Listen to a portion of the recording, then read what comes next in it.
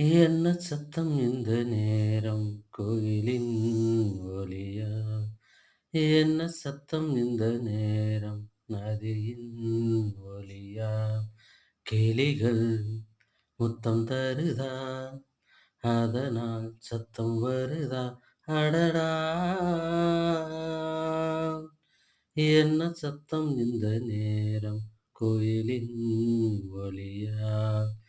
என்ன சத்தம் இந்த நேரம் நதியின் ஒலியா? கன்னத்தில் முத்தத்தின் ஈரம் அது காயவில்லையே, கண்களில் இருந்த கண்ணீர் அது யாராலே? கன்னியின் கழுத்தை பார்த்தால் மனமாகவில்லையே,